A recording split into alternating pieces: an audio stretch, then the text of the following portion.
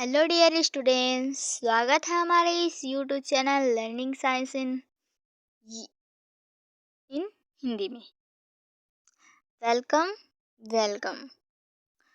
तो हमारा ये नेक्स्ट चैप्टर हम लोग स्टार्ट करने वाले हैं 7.2 का आ रही रवि की सवारी। क्लास 9वीं हिंदी सब्जेक्ट है और इसके जो कवि हैं हरिवंश राय बच्चन जी हैं। इससे रिलेटेड हम लोग देखेंगे इम्पॉर्टेंट अभ्यास के प्रश्न जो कि आप लोगों को एग्जाम में पूछा जाएगा। ऐसे ऐसे क्वेश्चन को मैं यहाँ पर आप लोगों को रिवाइज कराने वाली हूँ। चलिए पढ़ते हैं क्वेश्चन आंसर की ओर।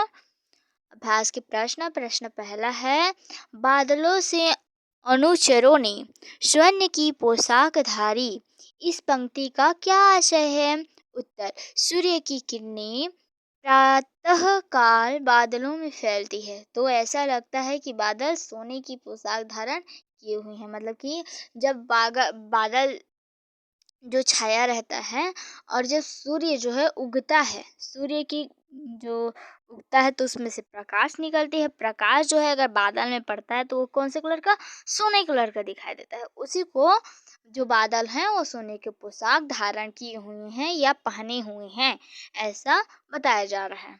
प्रश्न दूसरा है, रात का राजा किसे कहा गया है और वह भिखारी बनकर क्यों खड़ा है?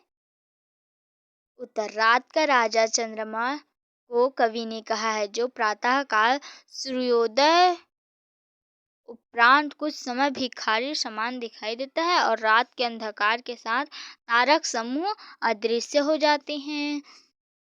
प्रश्न तीसरा है, मतलब कि ये जो दूसरा क्वेश्चन है उसमें जो सूरज जो है डूबा रहता नहीं है तो भी क्या है, चांद दिखाई देता है। उसी को उसको भिखारी नाम से जो है प्रतिपादित किया गया।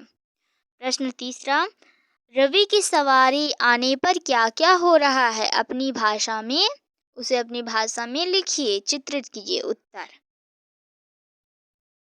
रवि की सवारी आने पर उनका रथ सोने से बना हुआ सजा हुआ है। उनके सहयोगी सोने के पोशाक पहने हुए हैं तथा जिस रास्ते से वह गुजरने वाला है वहाँ फूल खिले हुए हैं। उनका स्वागत करते तथा पक्षीगण उसके यशोगान के लिए गीत गा रहे हैं। सूर्योदय के मनोहारी दृश्य को देखकर कवि का मन मयूर नर्तन करना चाहता है, किंतु चंद्रमा को देखकर वह ठिठक जाता है। टिप्पणी है, स्मरण रहे कि सुबह सुबह कभी चंद्रमा दृष्टिगोचर होता है। नेक्स्ट है प्रश्न चौथा, चाहता उलझू विजय कह पर ठिठकता देख कर यह, रात का राजा खड़ा है राह में बनकर भिखारी। उपर्युक्त पंक्ति को कुछ इस प्रकार भी लिखा जा सकता है। यहाँ से है ये, ठीक है। ये वाला क्वेश्चन का आंसर मैं बता रही हूँ प्रश्न चौथा का। चलिए इसका आंसर देते हैं। मैं चाहता हूँ कि विजय कहकर उछल पड़ो, लेकिन यह देखकर ठिठक जाता हूँ कि रात का राजा यानी चंद्रमा राह में भिखारी बनकर खड़ा हुआ है।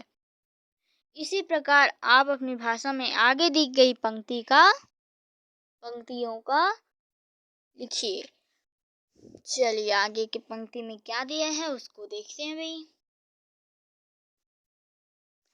विहग बंदी और चारण गा रहे कृति गायन, छोड़कर मैदान भागी तारक को फौज सारी। उत्तर, मेरी सवारी के आते ही पक्षी बंदी चारण भाट कवि बनकर मेरे आने की खुशी में यशोगान कर रहे हैं और तारों की फौज जो खड़ी थी वह मैदान छोड़कर भाग रही हैं। और यहाँ पर से एक पार्ट से आगे का मैं ले ली हूँ। चलिए देखते हैं। पहला, तारों को फौज, पक्षियों को चारण और चांद को रात का राजा कहकर संबोधित किया गया है। इसी तरह इन्हें आप क्या कहेंगे? कल्पना कर लिखिए। देखिए यहाँ बस और भी बहुत सारे हैं। पहला, जंगल के पेड़ों को राजा के सिपाही। दूसरा, फूलों के बगीचों को प्रजा। तीसरा, बगुलों की कतार को श्वेतमाला। चौथा, सूरज को राजा, धूप को राजा का तेजोमय, चांदनी को शीतलता सादगी, शीतलता सादगी से संबोधित हम लोग कर सकते हैं। इसी से रिलेटेड हम लोग नेक्स्ट चैप्टर पढ़ेंगे पार्ट 7.3 अखबार में नाम। बहुत ही दिलचस्प जो है चैप्टर है। यहाँ पर हम लोग सूरदास जी का देखेंगे, है ना, अखबार के नाम में। तो अगर ये वीडियो आप लोगों को पसंद आया हो, अच्छा लगा हो, इम्पोर्टेंट आपके लिए रहा हो, तो लाइक शेयर कमेंट करना बिल्कुल भी ना भूलें, जिससे कि मैं आप लोगों को इसी प्रकार से और भी स्टडी वीडियोस लाते रहूं। Please like share comment subscribe and important question को लिस्ट मी।